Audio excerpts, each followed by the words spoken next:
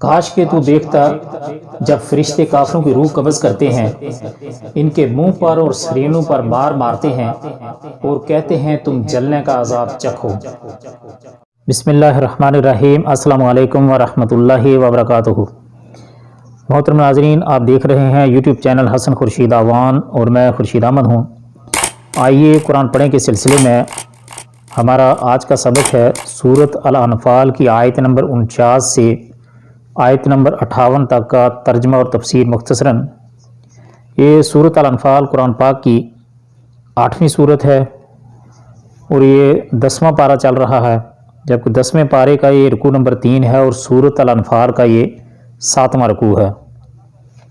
رب اشرح لی صدری ویسر لی امری واحلل عقدۃ من لسانی یفقہوا قولی رب زدنی علما رب زدنی علما رب زدنی علما۔ اعوذ باللہ من الشیطان الرجیم، بسم اللہ الرحمن الرحیم۔ اذ یقول المنافقون والذین فی قلوبہم مرض غر ہؤلاء دینہم ومن یتوکل علی اللہ فإن اللہ عزیز حکیم۔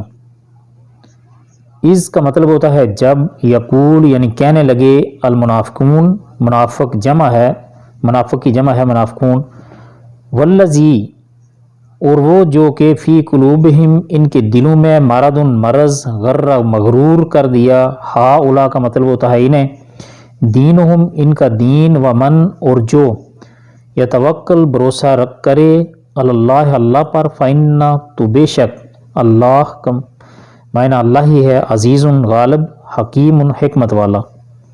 اس آیت مبارکہ کا ترجمہ ہے جب منافق کہہ رہے تھے، اور وہ بھی جن کے دلوں میں بیماری تھی، روگ تھا، کہ انہیں تو ان کے دین نے دھوکے میں ڈال دیا ہے، جو بھی اللہ پر بھروسہ کرے اللہ تعالیٰ بلا شک و شبہ غلبے والا اور حکمت والا ہے۔ یہ جو فرمایا کہ جن کے دلوں میں بیماری تھی یعنی روگ تھا، اس سے مراد وہ مسلمان ہیں جو نئے مسلمان ہوئے تھے اور مسلمانوں کی کامیابی کے بارے میں انہیں شک تھا، یا اس سے مراد مشرکین ہیں، اور یہ بھی ممکن ہے کہ مدینہ میں رہنے والے یہودی مراد ہوں۔ اور یہ جو فرمایا کہ دین نے دھوکے میں ڈال دیا ہے، یعنی ان کی تعداد تو دیکھو اور سر و سامان جو حال ہے وہ بھی ظاہر ہے، لیکن مقابلہ کرنا چلے ہیں مشرکین مکہ سے جو تعداد میں بھی ان سے کہیں زیادہ ہیں اور ہر طرح کے سامان حرب اور وسائل سے مالا مال بھی ہیں۔ معلوم ہوتا ہے کہ ان کے دین نے ان کو دھوکے اور فریب میں ڈال دیا ہے، اور یہ موٹی سی بات بھی ان کی سمجھ میں نہیں آ رہی۔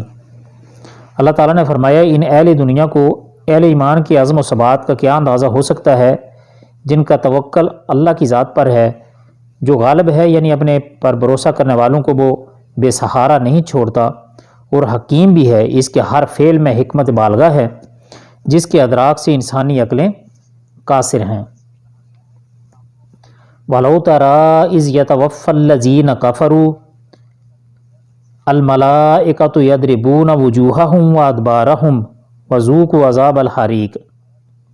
کاش کہ تو دیکھتا جب کہ فرشتے کافروں کی روح قبض کرتے ہیں، ان کے منہ پر اور سرینوں پر مارتے ہیں، یعنی ان کے منہ پر اور سرینوں پر مارتے ہیں اور کہتے ہیں تم جلنے کا عذاب چکھو۔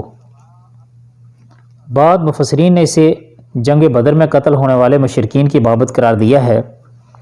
حضرت ابن عباس سے مروی ہے کہ جب مشرکین مسلمانوں کی طرف آتے تو مسلمان ان کے چہروں پر تلواریں مارتے، جس سے بچنے کے لیے وہ پیٹھ پھیر کر بھاگتے تو فرشتے ان کی دبروں پر تلواریں مارتے۔ لیکن یہ آیت عام ہے جو ہر کافر اور مشرک کو شامل ہے، اور مطلب یہ ہے کہ موت کے وقت فرشتے ان کے منہوں اور پشتوں یا دبروں یعنی چوتڑوں پر مارتے ہیں، جس طرح سورۃ انعام میں بھی فرمایا وَالْمَلَائِكَةُ بَاسِطُو أَيْدِيهِمْ۔ سورۃ انعام آیت نمبر 93 ہے، فرشتے ان کو مارنے کے لیے ہاتھ دراز کرتے ہیں، اور بعض کے نزدیک فرشتوں کی یہ مار قیامت والے دن جہنم کی طرف لے جاتے ہوئے ہوگی، اور داروغہ جہنم کہے گا تم جلنے کا عذاب چکھو۔ ذَلِكَ بِمَا قَدَّمَتْ أَيْدِيكُمْ وَأَنَّ اللَّهَ لَيْسَ بِظَلَّامٍ لِّلْعَبِيدِ۔ یہ بسبب ان کاموں کے جو تمہارے ہاتھوں نے پہلے ہی بیج رکھا ہے، بے شک اللہ اپنے بندوں پر ظلم کرنے والا نہیں۔ یہ ضرب و عذاب تمہارے اپنے کرتوتوں کا نتیجہ ہے، ورنہ اللہ تعالیٰ بندوں پر ظلم کرنے والا نہیں، بلکہ وہ تو عادل ہے جو ہر قسم کے ظلم اور جور سے پاک ہے۔ حدیث قدسی میں ہے، اللہ تعالیٰ فرماتا ہے، اے میرے بندو، میں نے اپنے نفس پر ظلم حرام کیا ہے اور میں نے اسے تمہارے درمیان بھی حرام کیا ہے، پس تم ایک دوسرے پر ظلم مت کرو۔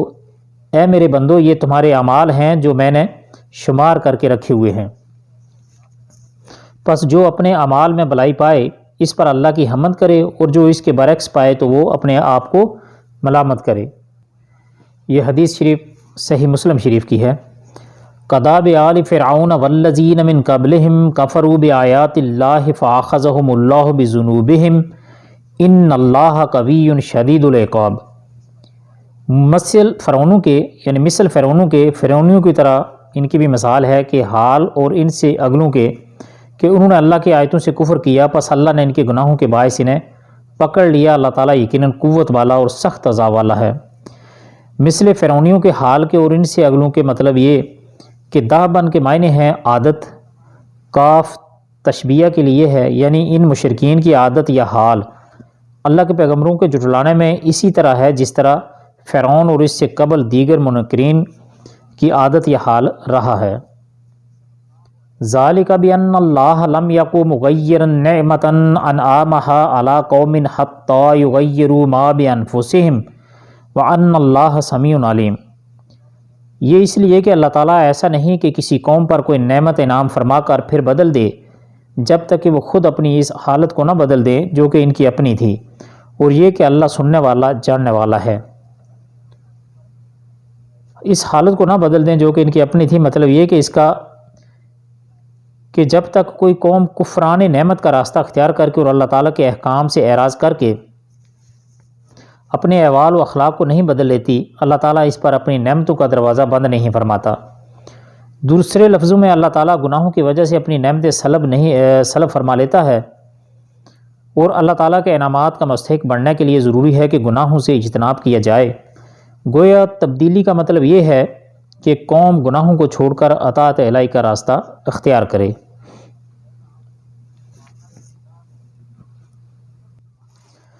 کداب آل فرعون والذین من قبلہم کذبوا بآیات ربہم فاہلکنہم بذنوبہم واغرقنا آل فرعون وکل کانوا ظالمین۔ مثل حالت فرعونیوں کے اور ان سے پہلے کے لوگوں کے کہ انہوں نے اپنے رب کی باتیں جھٹلائیں، پس ان کے گناہوں کے باعث ہم نے انہیں برباد کیا اور فرعونیوں کو ڈبو دیا، یہ سارے ظالم تھے۔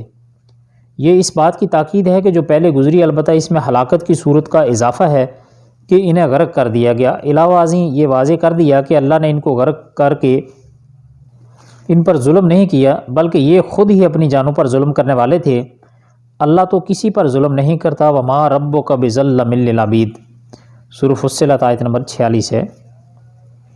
ان شر الدواب عند اللہ الذین کفروا فہم لا یؤمنون۔ تمام جانداروں سے بدتر اللہ کے نزدیک وہ ہیں جو کفر کریں پھر وہ ایمان نہ لائیں۔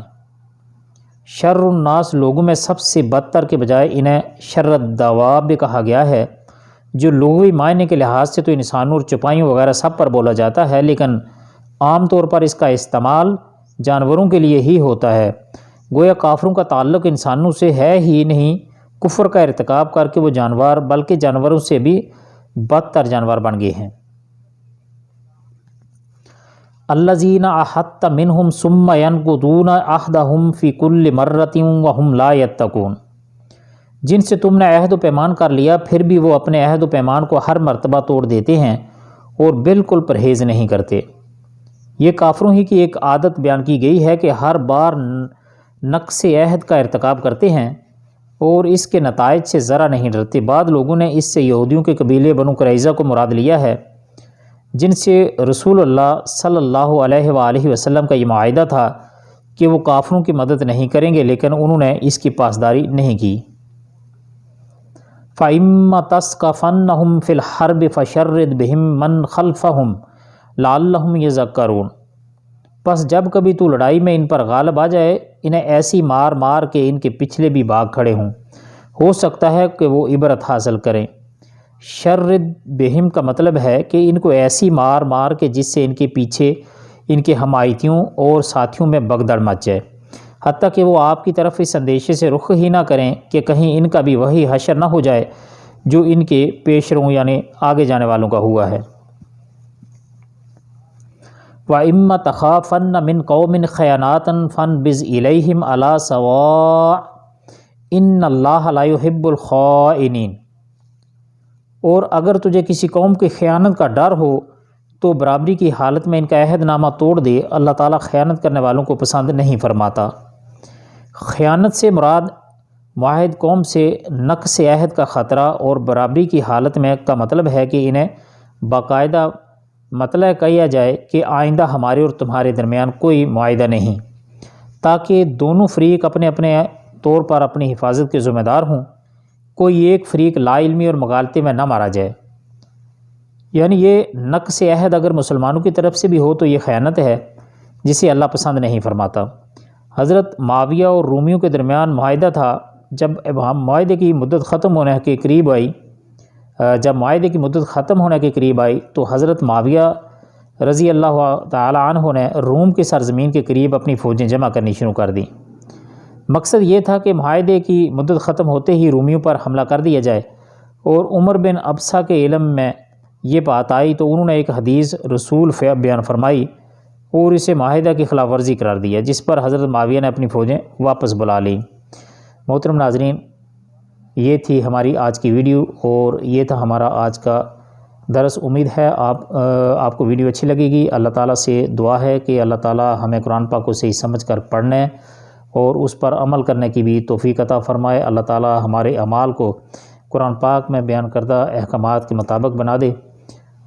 آپ سب کے قیمتی وقت کا بہت بہت شکریہ، لیکن جانے سے پہلے ہمیشہ کی طرح ہماری آپ سے گزارش ہے کہ آپ نے اگر ابھی تک ہمارے چینل کو سبسکرائب نہیں کیا تو چینل کو سبسکرائب کر لیجئے اور گھنٹی کے بٹن کو دبا کر آل پر ضرور کلک کر لیجئے تاکہ ہر آنے والی ویڈیو اچھی باتیں آپ تک پر وقت پہنچتی رہیں۔ ملتے ہیں انشاءاللہ اگلی ایک ویڈیو میں، تب تک کے لیے اللہ حافظ۔ السلام علیکم ورحمۃ اللہ وبرکاتہ۔